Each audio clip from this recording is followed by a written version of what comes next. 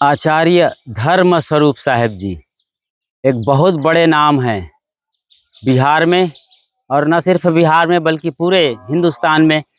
जब कबीर पंथ में पारक सिद्धांत का नाम आता है तो आचार्य धर्म स्वरूप साहेब का नाम आता है। उन्होंने कबीर पंथ को जन जन तक, गांव गांव और गलियों गलियों तक पहुंचाने में, कबीर साहब के ज्ञान को बांटने में अतुलनीय योगदान दिया है। और ये जो घर दिख रहा है, ये घर वही स्थान है, उसके उस पार जो बाग नज़र आ रहे हैं वहीं वो जगह है जहां आचार्य श्री आज से तकरीबन 85 साल पहले पैदा हुए थे। जी हाँ, आचार्य धर्म स्वरूप साहेब जी, जो कि बिहार के सदगुरु अभिलाष साहेब कहलाते हैं, दोनों समकालीन थे। आज हम उनके गांव आए हुए हैं रामपुर तिलक, और रामपुर तिलक का एक खूबसूरत नज़ारा आप सुपर टॉप से देख रहे हैं। बादल हैं आसमान में, ये जून अंतिम सांस ले रहा है आज, और इस तरीके से भीषण गर्मी के महीने में जो हरियाली बिखरी है और जो कुछ भी है इस वक्त बिहार के अंदर, जैसे हरियाली और यहाँ की आबो हवा, क्लाइमेट और जो खूबसूरती है, वो सब कुछ बताने वाले हैं। इस आश्रम के बारे में सब कुछ बताएंगे। ये जो माइक सेटअप लगा हुआ है सुपर टॉप पर, तकरीबन 3 मंजिल ऊपर, इसे हमारे गुरु भाई सुभाष साहब ने डिज़ाइन किया है। वो बड़े कारीगर हैं, कुशल ऑलराउंडर हैं, कई तरीके से काम कर लेते हैं। तो उन्होंने ये सेट किया है और पूरा गांव दूर तक नज़र आ रहा है। यहाँ जो आम के बगीचे नज़र आ रहे हैं, इस वक्त हम यहाँ पिछले हफ्ते भर से आम खा रहे हैं। आम की वैरायटी क्या है, आश्रम की क्या वर्तमान स्थिति है, वर्तमान महंत कौन है, और इसके जड़ से लेकर यानी न्यू से लेकर इस कंगूरे तक की पूरी कहानी, इस फर्श से लेकर अर्श तक की पूरी स्टोरी हम आपको दिखाएंगे, अच्छी तरीके से बताएंगे। आप अपने पसंदीदा यूट्यूब चैनल खुशहाल ज़िंदगी के साथ यूं ही साथ निभाते रहिए और आपकी ज़िंदगी आबाद और खुशहाल सदा बनी रहेगी। तो चलते हैं, इस आश्रम की पूरी जानकारी लेते हैं। और इस सीज़न में जो ढेरों आम यहाँ लगे हुए हैं, रात भर दिन रात आम चूते हैं, उनसे भी आपको मिलाते हैं। और आम का स्वाद हम उम्मीद करते हैं कि आपके जीभ तक ज़रूर पहुँच जाएगा। ये जो बिल्डिंग नज़र आ रही है, इसके और आगे चलिए आप, हम आपको उसे करीब में लाते हैं। वो जो नज़र आ रहा है बाग, ये इस बाग में पहले घर रहा है। उसी घर में आचार्य श्री पैदा हुए थे आज से तकरीबन 85 बरस पहले। ये जो घर नज़र आ रहे हैं, ये सब उनके बड़े भाई और छोटे भाई के परिवार यहाँ रहते हैं, उनके भाई भतीजों का घर है। और यहाँ पर आप जब गौर से देखते हैं तो ये है रामपुर तिलक में सनेही साहब का आश्रम। जी हाँ, सनेही साहब ने इसे स्थापित किया था। और ये खूबसूरत नारियल के पेड़ और ये आंवला के पेड़, जी हाँ, आंवला भी आने वाले हैं, बरसात में फलेंगे, लेकिन आम से आपको मिलाएंगे। उसके पहले हम ये बताते हैं कि ये जो पूरा अंचल है, जो हरा भरा लग रहा है, हो सकता है आपके यहाँ बरसात की पहली बौछार पड़ी हो और इतनी हरियाली ना हो, लेकिन यहाँ हरियाली 12 महीने रहती है।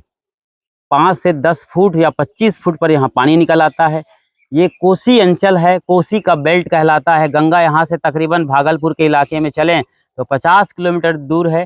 पूर्णिया आश्रम है, जिसे आचार्य श्री ने 2001 के साल में स्थापित किया था। तो पूरा हरा भरा इलाका है ये, एक एक घास में इतनी हरियाली है, जो आपके यहाँ भीषण बारिश होने के बाद महीने भर बाद जो स्थिति बनती है, वो यहाँ बिना बारिश हुए, यानी बहुत कम बारिश हुई है, बावजूद इसके इतनी शानदार हरियाली है। अभी मिलते हैं इस बेल से। ये बिल्व पेड़ है, जिसे भोले शंकर को इनकी पत्तियां चढ़ाई जाती हैं सोमवारी को, खास तौर से सावन के महीने में, वरना लोग तो रोज़ चढ़ाते हैं। इस बेल के फल को खाना चाहिए, जो गर्मी में खास तौर से आता है। फिलहाल ये बेल के फल तोड़ लिए गए हैं, सीजन खत्म हो गया है। आश्रम की पूरी जानकारी हम आपको देंगे। फाउंडर सनेही साहब के भी दीदार कराएंगे, उनकी समाधि तक आपको लिए चलेंगे। लेकिन पहले आम को देखिए किस तरीके से लदे हुए हैं, दिन रात चूते रहते हैं। ऐसे तमाम पेड़ हैं यहाँ, 25 पेड़ हो सकते हैं जो इसी तरीके से फलते हैं। आप देख रहे हैं, खाली डंडी को देखिए, उसमें आम लगे रहे हैं, वो चू गए हैं। पिछले हफ्ते भर से यहाँ हम इस सीजन में इस साल जमकर आम खाए, आम के रस पिए हैं। और देखिए आम ही आम नज़र आ रहे हैं। आप जहाँ भी नज़र डालिए आपको आम नज़र आएंगे और उसी के ही बाग हैं ये। इस आश्रम के बाग को देखिए, सनेही साहब ने यहाँ पर दान में मिली हुई ज़मीन के बाद काफ़ी बड़ा एरिया खरीदा है। और क्या हरियाली है, हरियाली का तो मैं यहाँ पर एकदम कायल हो गया हूँ। जैसे कहे दीवाना जिसे कहा जाता है वो। आप कटहल को ही देख लीजिए आप, एक एक पेड़ में इतने कटहल लगते हैं कि पूरा गांव 3 दिन तक खाए तो खत्म न हो, इतने कटहल के पेड़ यहाँ मिलेंगे। हरियाली आप इस तरफ देखिए, जो बारिश होने के बाद आपके यहाँ धरती पर इस तरीके से घास और ये पौधे उगते हैं, वो यहाँ 1-2 बारिश के बाद ये हालत है। मैंने बताया यहाँ का एटमॉस्फेयर, पानी कोसी में आ जाता है। यहाँ बांस के बाग बहुत मिलेंगे, ऐसे बाग मिलते हैं कि एकड़ भर में 50 झुंड है बांस के, और इतने ज़बरदस्त बांस यहाँ पैदा होते हैं। यहाँ की ज़मीन बड़ी उपजाऊ है। ज़मीन से भी आपकी मुलाकात कराएंगे। ये आश्रम का ऊपरी हिस्सा है। इस टावर से हमने शुरुआत करी है। पार्क का झंडा लहरा रहा है, आसमान में हल्के बादल हैं, बारिश के इम्कानात हैं। आने वाले दिनों में जमकर बारिश होने वाली है। मानसून दस्तक दे दिया है और ये काफ़ी बड़ा ये यहाँ पर काफिला है कमरों का। यहाँ से आप देखिए, यहाँ से आप इस तरफ आइए तो कम से कम 5-7 बड़े बड़े कमरे हैं। भक्तों के लिए विशेष इंतज़ाम है। और बात करें आम की, तो आम बिल्कुल आम हो गया है। ये आम का नाम लिखिए आप कमेंट बॉक्स में नीचे, चौसा है या मालदा है, ये आपको तय करना है। बाकी तो हम खाने वाले यहाँ है ही हैं, टेस्ट ले रहे हैं, नाम सिर्फ बताना है।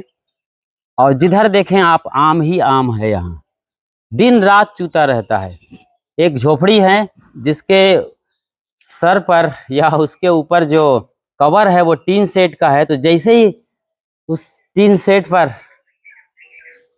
आम गिरता है लगता है किसी ने गोली मार दी है। इतनी तेज आवाज आती है, आदमी गहरी नींद से उठकर बैठ जाता है। और ये खूबसूरत फूल आप देख रहे हैं, झींगा बोलते हैं इसे। यहाँ पर हर घर में झींगा लगा, जिसे आप नेनुआ या गिलकी कहते हैं। पूरा घर, पूरा गांव झींगे से, बाउंड्री लाइन उसकी भरी हुई है। झींगा ही झींगा है। और भी तमाम फसलें हैं, उनकी भी जानकारी लेंगे। ऊपर से नीचे आने के लिए शानदार ये सीढ़ी है, काफ़ी चौड़ी सीढ़ी है, जैसे कि आश्रमों में होना चाहिए, ताकि काफ़ी तादाद में लोग इकट्ठे तौर पर ऊपर आ सके यदि कोई प्रोग्राम हो रहा हो या जो भी हो रहा हो। हमारे चंदन साहब नज़र आ रहे हैं इसी बीच। साहेब बंदगी साहब जी, जानकी नगर रेलवे स्टेशन यहाँ से तकरीबन 7 किलोमीटर दूर है। ये नज़दीक रेलवे स्टेशन है। यहाँ आने के लिए रामपुर तिलक, और रामपुर तिलक में ये पुल है जो कोसी नदी पर बनाया गया है। ये ज़मीन जो आप देख रहे हैं दोनों तरफ, ये आश्रम की है, जिसे सनेही साहब जो फाउंडर संत हुए हैं उन्होंने खरीदा था अपने ज़माने में, आज से तकरीबन 100 साल पहले। यहाँ पानी भरा था, लेकिन फ़िलहाल बरसात नहीं हुई है, इसलिए ये जलकुंभी या उसी तरीके के पेड़ों का यहाँ साम्राज्य स्थापित हो गया है। इस तरफ भी आश्रम की ज़मीन है जो हरी भरी दिख रही है। पटसन लगाए गए हैं, पटसन समझ रहे हैं, जिसके रेसे बनते हैं, बोरे बनते हैं, वो यहाँ काफ़ी तादाद में पटसन लगाया गया है। हमने पूरा गांव देखा है और घूमा है। तो बनमनखी प्रखंड में ये रामपुर तिलक गांव इस तरफ से शुरू हो रहा है, और शुरुआत में ही आश्रम की खूबसूरती आपके मन को मोह लेती है। खास तौर से ये नारियल के पेड़, क्या बात है, नारियल भी फले हुए हैं। हम आपको सीधे नारियल के पास लिए चलते हैं। ये नज़र आ रहे हैं, फिलहाल 2 नारियल का रस लीजिए आप, यानी नारियल पानी, कोकोनट वाटर, और इस भीषण गर्मी में तरोताज़ा रहिए। जब गांव की शुरुआत होती है तो वो जो नज़र आ रहा है, एक जंगलात यानी बाग जो लगाए हुए हैं, उसी बाग में कभी घर रहा है, जहां जन्म लिए थे आचार्य श्री 85 बरस पूर्व, और ये उनके परिवार जनों का घर ये खूबसूरत है, ये देखना है आपको। अभी ये ज़मीन की चीज़ें ठीक से समझिए। आश्रम की पूरी जानकारी तो हम अभी आपको दिखाएंगे और लिए चलेंगे आश्रम के कोने कोने में। ये आप समझ रहे हैं झींगा, ये पूरे घर में स्थापित है, यहाँ हर घर पर आच्छादित है। ये ब्राउन कलर का झींगा इस वक्त आ गया है, हालांकि ये डार्क ग्रीन कलर का आता रहा है देसी, उसका जमाना लगता है खत्म हो चुका है। क्या पता ये इंडियन है या चाइनीज। तो जो ब्राउन कलर है इतना मिठास लिए नहीं होता है, ये जो गहरा हरा रंग का होता था वो उसकी बात ही कुछ और है। बांस यहाँ काफी तादाद में पैदा होते हैं, इसलिए बांस की यहाँ बाउंड्री बनाई जाती है और ये इसे हौदा कहा जाता है, जिसे आप कोटना या अन्य नाम से भी जानते हैं। दोनों का प्रेम अतुलनीय है। ये प्रेम प्रदर्शित कर रहे हैं और अपनी बात कह रहे हैं। हम इनकी भाषा ना समझ पाएं, लेकिन इनसे प्रेम से देख लें, निहार लें और जो कुछ बने। वाह, जय हो आपकी। ये गैया मैया और वो भैंस मौसी दोनों एक साथ। और इस तरीके से आप देखते हैं गांव का ये परिदृश्य। ट्रैक्टर भी खड़ा हुआ है, कल्टीवेटर जो कहते हैं वो सिस्टम उस पे है। कल्टीवेट करने के लिए गाय, गोपाला और गाय का बछड़ा। तो आइए मिलते हैं कि कौन हैं आप। गाय को अभी चारा दे दिया है, दूध निकालने जा रहे हैं। क्या नाम है आपका? अभिनंदन यादव। अभिनंदन यादव जी हैं। तो आप आचार्य श्री के भतीजे लगते हैं? भतीजा जो बगल में है तो दोनों भतीजे हैं, खास भतीजा वो। खास भतीजा हुआ। अच्छा अच्छा अच्छा, चलिए बहुत सुंदर। कुछ खास भतीजे के पास भी चलेंगे, लेकिन आप भी स्वस्थ हो। ये इस तरीके से यहाँ घर बनाए जाते हैं। पानी या बरसात से बचाव के लिए देखिए एक 1.5 फुट का हाइट दे दिया गया है, उसके ऊपर ये सतह बनाई गई है, फर्श। फिर बांस और मक्के के डंडियों से और भी कई चीजें उसमें है।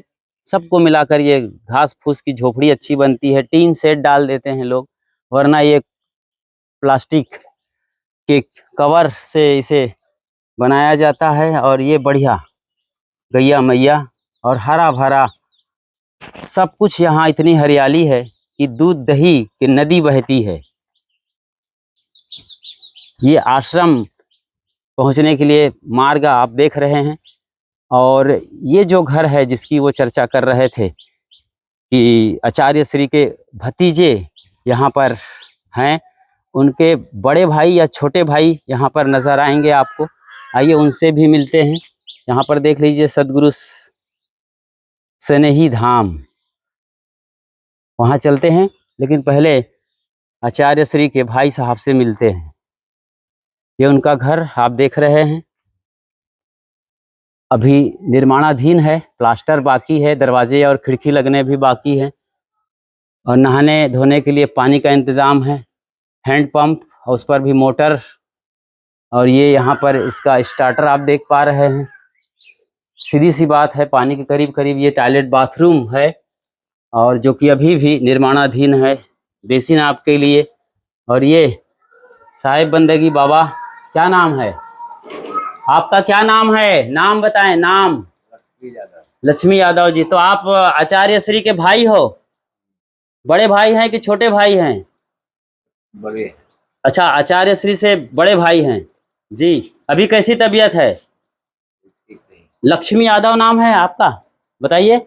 ये इनके सारे परिजन। बच्चे कहाँ जा रहे हो? वाह, बढ़िया ड्रेस है आप लोगों का। किस क्लास में पढ़ते हैं आप लोग जी? 1 में है। और तुम किस में हो जी? कॉलेज करते हो या? छोटू, इसका क्या नाम है छोटी का?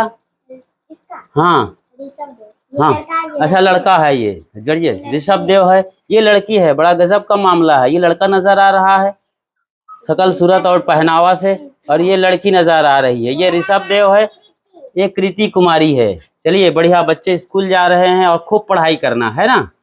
हाँ, जम के पढ़ना, पूरा अटेंड करना क्लास को, जल्दी नहीं आना। देखिए अपने आप बंदगी कर रहे हैं मौका मिलते ही। वाह, खूब खुश रहिए। बोलो सदगुरु कबीर साहेब की, आचार्य धर्म स्वरूप साहेब की। धर्मस्वरूप साहब को देखे थे आप लोग? वहाँ तो है, ये फोटो है जिनका जिक्र कर रहे हैं बच्चे, ये खूबसूरत फोटो आचार्य श्री की। और ये सदगुरु अभिलाष साहब जी समकालीन, जिनको अपना आदर्श और गुरु तुल्य मानते रहे।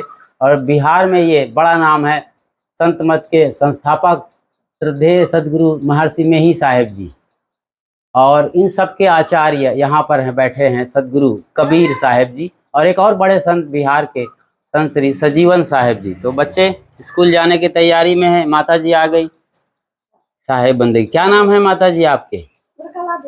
जी चंद्रकला देवी। तो ये आचार्य धर्मस्वरूप साहब क्या लगते थे रिश्ते नाते में, यदि शरीर के तौर पर देखा जाए? ससुर जी लगते थे। अच्छा जी, अच्छा जी। ये बैठे हैं बाबा कौन है? ससुर जी हैं। अच्छा अच्छा।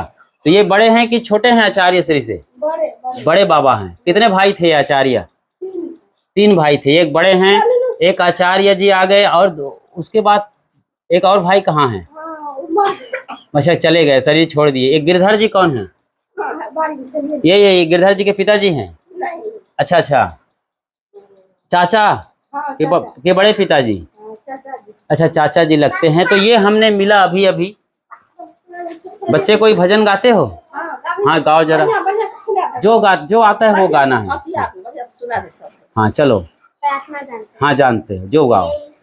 तुम दयालु, हम सब बच्चे हैं नादान, हमको दो ऐसा वरदान, पढ़ लिख बने महान, सदा करे सबका सम्मान, गाए हम तेरा गुणगान। बोलो, हो गया? एक और जल्दी गाओ। सुबह सवेरे लेकर तेरा नाम प्रभु, करते हैं हम शुरू आज का काम प्रभु। सुबह सवेरे लेकर तेरा नाम प्रभु, करते हैं हम शुरू आज का काम प्रभु। शुद्ध भाव से तेरा ध्यान लगाए हम, विद्या का वरदान तुम्हीं से पाए हम। तुम्हीं है आगाज तुम्हीं अनजान प्रभु, करते हैं हम शुरुआत का काम प्रभु। गुरुओं का सत्कार कभी ना भूले हम, इतना बने महान गगन को छूले हम। तुम्हीं से है हर सुबह तुम्हीं से शाम प्रभु, करते हैं हम शुरू आज का काम प्रभु।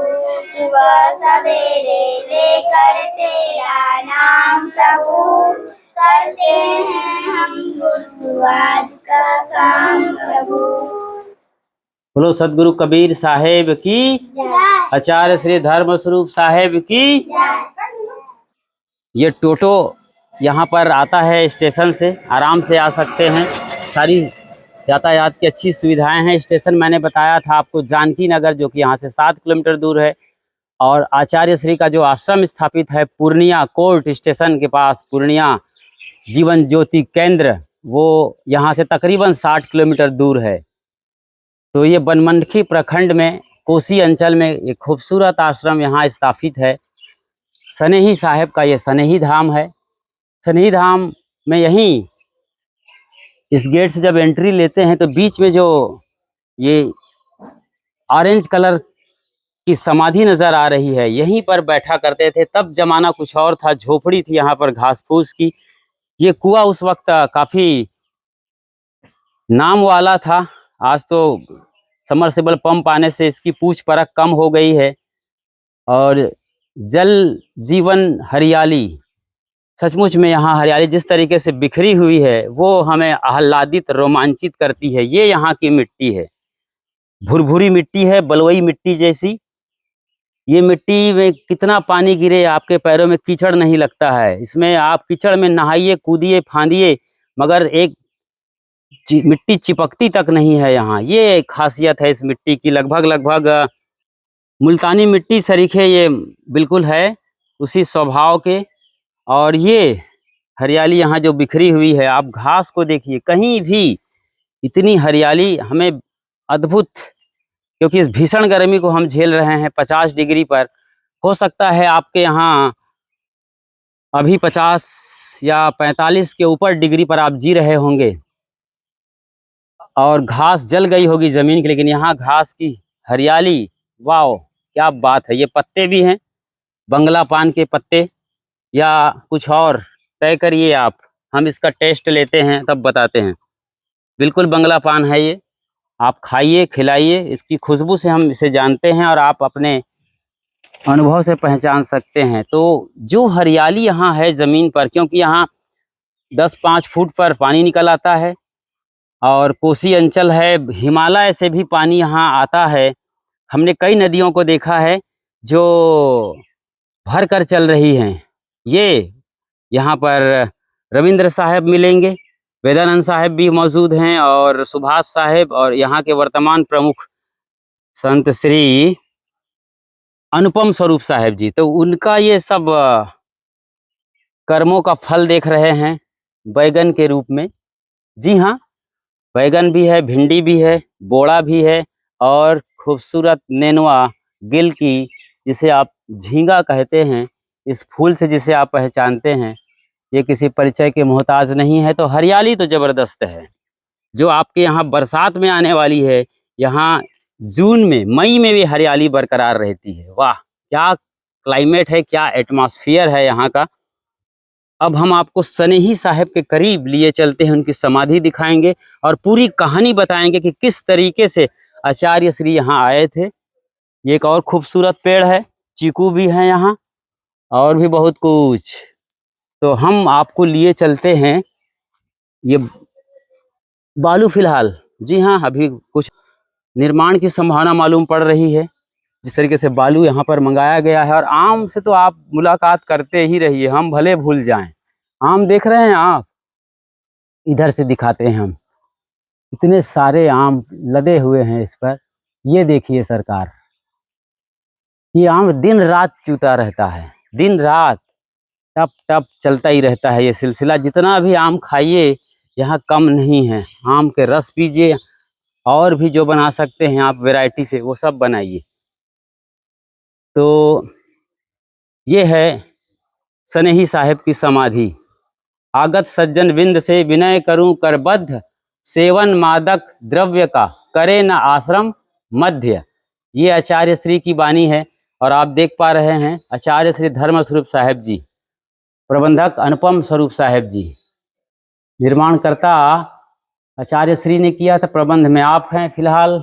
और आचार्य श्री के यहाँ पर सदगुरु सनेही संत थे परम विरक्त महान, उन अपने गुरु पर उन्होंने पूरी कहानी यहाँ पर लिख दी है। हालांकि इसे फिर से रिप्रिंट कराने की ज़रूरत है। तो ये समाधि स्थल है संत श्री सनेही साहब की। फिलहाल उनकी तस्वीर हमारे लिए उपलब्ध नहीं है, उपलब्ध नहीं कर पा रहे हैं, इसका हमें अफसोस है। लेकिन आचार्य श्री, जरा सोच समझ नादान यहाँ नहीं रहना है, झूठे करता अभिमान मान कर अपना है। ओहो, पिछले बरस आचार्य श्री इस संसार को छोड़कर चले गए थे। तो ये सदगुरु सनेही साहब का ये सदगुरु स्वरूपलीन सदगुरु सनेही साहब की ये समाधि है। केवल सांकेतिक है, जानकारी के लिए स्मरण स्थली है ये। और भी उनके बाद जो संत हुए, जैसे कि नसीब साहब और ये चंचल साहब जी। सनेही साहब के शिष्य नसीब साहब थे, जिन्होंने आचार्य श्री को साधु वेश दिया था जब इनकी उम्र रही होगी 8 बरस 10 बरस। तो 8-10 बरस में ब्रह्मचारी वेश दिया था। बड़ी इंटरेस्टिंग कहानी है, आप नज़ारे देखते रहिए और पूरी कहानी हम आपको बताते हैं आचार्य श्री किस तरीके से साधु मार्ग में आए थे। ये आश्रम का मुख्य परिसर आप देख पा रहे हैं इस वक्त, सदगुरु सनेही धाम। निर्माणकर्ता आचार्य धर्म स्वरूप साहब जी, व्यवस्थापक महंत श्री अनुपम स्वरूप साहब जी, वो हमारे साथी रहे इलाहाबाद में। अनूप साहब, जिन्होंने साधु वेश लिया था श्री निहाल साहब जी से, माफ़ करिए श्री विमल साहब जी से, कोछा बाजार वाले से। आज वो यहाँ पर प्रमुख हैं। आपको फिर मैं बताना चाहता हूँ आचार्य श्री की स्टोरी, लेकिन आम इस तरीके से हैं कि हम भी अपने आप को रोक नहीं पाते हैं कि इतने, देखिए ना, हमारी हाइट पर ये आम है, आप तोड़कर खा सकते हैं, लेकिन तोड़ने की ज़रूरत नहीं है। आम अपने आप चूते रहते हैं। पिछले हफ्ते भर से चू रहा है ये आम, अब थोड़े से कम हो गए हैं और ये नई बिल्डिंग और परिसर बनाई गई है। आप देख रहे हैं, आप यहाँ आते हैं तो आपके लिए पूरा इंतजाम है, अटैच टॉयलेट, बाथरूम, लंबा काफिला है कमरों का, कम से कम ये 8, 2, 2, 4, 2, 6, 8 कमरे हैं यहाँ पर। और ये बोर वगैरह है यहाँ का, हैंडपम्प भी है, बोर भी है। क्या खूबसूरती और समा है, संत यहाँ बैठते हैं। ये झोपड़ी की जिसकी बात कर रहे थे हम, इस झोपड़ी के बाद हम आचार्य श्री की कहानी सुनाएंगे। इस झोपड़ी पर जैसे ही आम गिरता है तो गोली की रफ्तार से आवाज़ आती है, एकदम आदमी गहरी नींद में हो तो उठ बैठ जाए। इस पर फिलहाल हम विश्राम करते हैं। आसन लगा हुआ है, पंखे भी इंतजामात कर दिए गए हैं। बांस की फट्टी को एकदम प्लेट के तरीके से प्लेन करके इस तरीके से ये झोपड़ी बनाई गई है। ऊपर टीन शेड है ही है। और आम की जब बात करते हैं तो सारे पेड़ में आम लदे हुए हैं।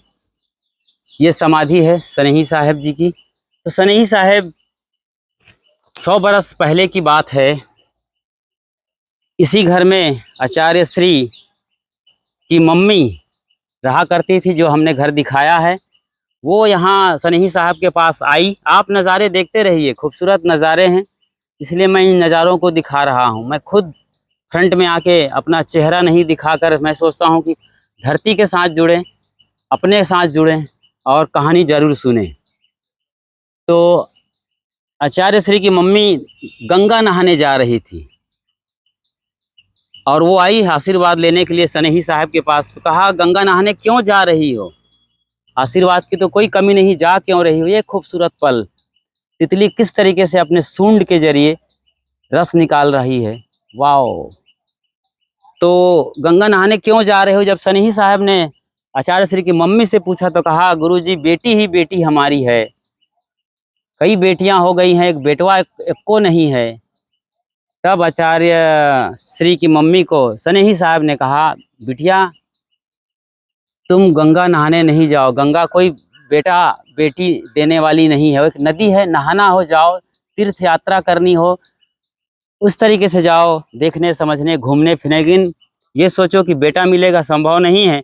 और जानकार थे सनही साहिब, जड़ी बूटियों को तैयार किया, एक दवाई बनाया, उनसे पूछा प्रॉब्लम और दवाई बना किया और कहा कि दवाई खाओ, आने वाले महीनों में आपको जरूर बेटा होगा। और एक शर्त लगाया, ये दवा खाते रहो, 9 महीने 10 महीने बाद जो बेटा आएगा उसे उनमें से एक बेटे को हमें दान करना, उनमें से एक बेटे को हमें दान करना। मान गई बात। और जो पहला बेटा आया वो लेके आई, गुरुजी आपका बेटा। उन्होंने कहा, नहीं नहीं नहीं, ये आपका घर संभालेगा, इसे ले जाओ। और आचार्य श्री के बड़े भाई को घर संभालने के लिए वापस कर दिया।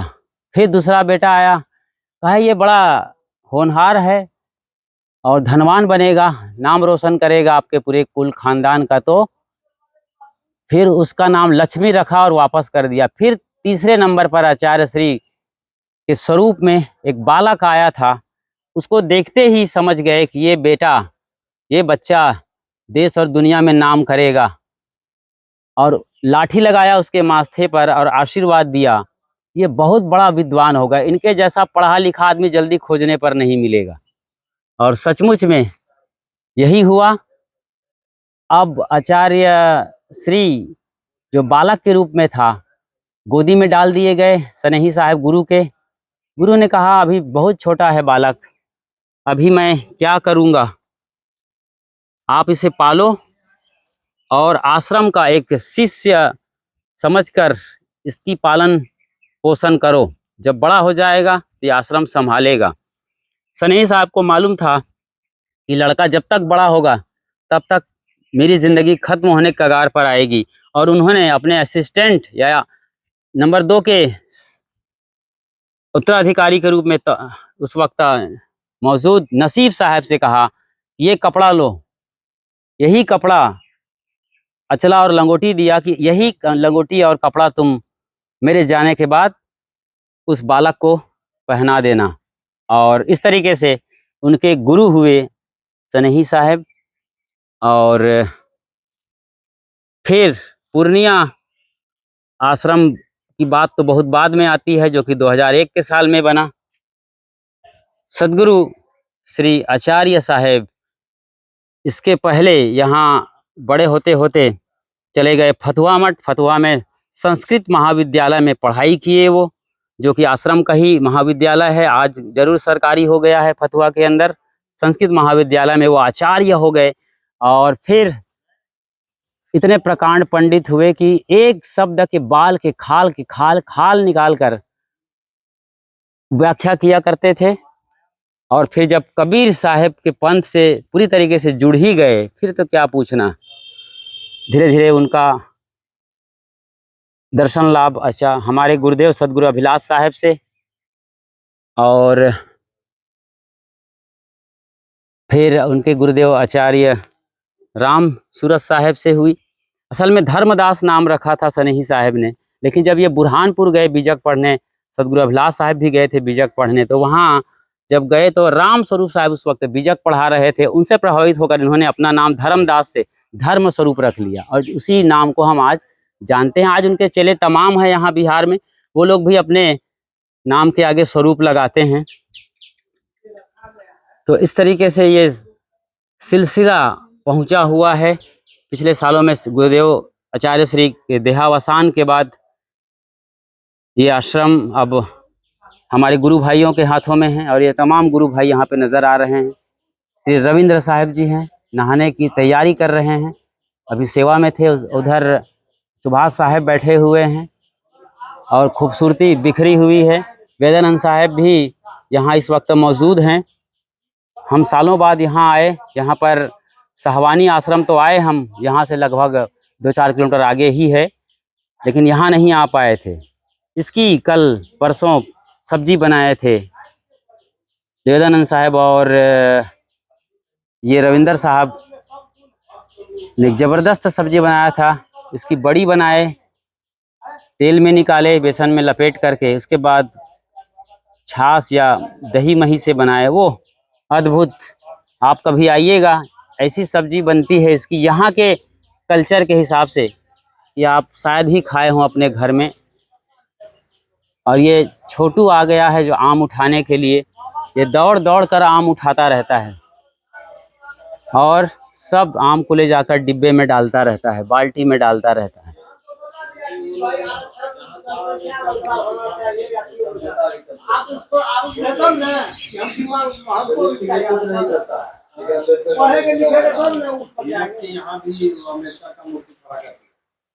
यार एक खूबसूरत धरती है जहाँ पर बुद्ध, महावीर और कबीर विचरते थे।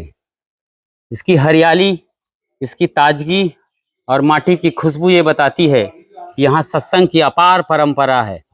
12 महीने यहाँ सत्संग का दौर चलता रहता है। खास तौर से ठंड से लेकर जनवरी फरवरी तक, मतलब अक्टूबर नवंबर से जनवरी फरवरी तक। बाकी टाइम लोग व्यस्त भले हो जाते हैं, लेकिन सत्संग का सिलसिला चलता रहता है। अनूप साहब की ये गाड़ी है।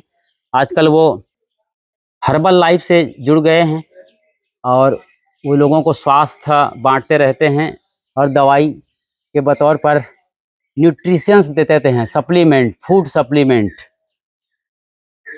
ये इधर टॉयलेट बाथरूम है। प्रसाधन के तौर पर यहाँ पर 3 लगातार टॉयलेट और बाथरूम है। और ये चूल्हा आपको मिट्टी की खुशबू के साथ साथ स्वाद भी देता है। जी हाँ, हालांकि पक्का है, ये आमतौर पर मिट्टी की होती है। तो यहाँ पर भंडारा के वक्त या जब मर्जी आती है, यहाँ पर कुछ बनाना है स्पेशल, तो यहाँ पर बनता रहता है भोजन के रूप में। यहाँ हमने देखा है जिले जो हैं बिहार के अंदर पास पास में हैं। 100 किलोमीटर में या 80 किलोमीटर में आपको एक ज़िला मिल जाएगा। ये भी एक खूबसूरत चौकी बनाई गई है, आप देख सकते हैं, समझ सकते हैं। यदि आप प्रयागराज गए होंगे तो आप जानते हैं कृपा शरण साहब जी ये बनाया करते थे। आज से लगभग 15 साल पहले इसकी शुरुआत हुई थी इलाहाबाद के अंदर। यहाँ भी अब ये बनने लगा है, बहुत खूबसूरत ये समाधि जिसके बारे में हमने बताया आपको। तो यहाँ बहुत हरा भरा इलाका है, लोग बड़े सीधे सरल हैं और अब काफ़ी कुछ बदलाव हो गया है। अच्छी रोड आ गई है यहाँ, पूरे बिहार में शानदार रोड है। बिजली का भी इंतजामात कुछ इलाकों को छोड़ दिया जाए तो अच्छी है। और वो जो यूपी बिहार बदनाम हुआ करते थे एक ज़माने में, वो अब ये आम गिरा देखिए।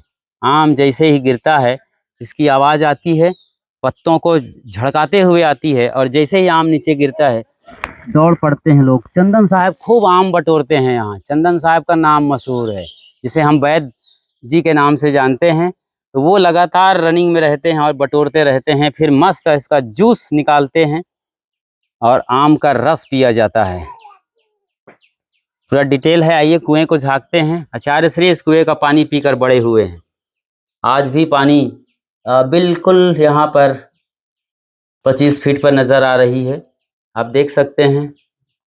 ये छोरा आम के लिए बड़ा दीवाना है, जैसे ही आम गिरता है दौड़ आता है। और देखिए हमारे श्री रविंद्र साहब जी फावड़ा लेके आ गए हैं। ज़मीन में क्या लगाना है हो? मिर्च क्या लगाने वाले हैं, क्योंकि ये मिर्च अब बूढ़े हो गए हैं, शहीद हो गए हैं, गिर रहे हैं, धराशायी होने वाले हैं। ये पेड़ लाल हो गए हैं इसके मिर्च, तो अब नया पौध यहाँ पर रोपा जाएगा, उसकी तैयारी चल रही है।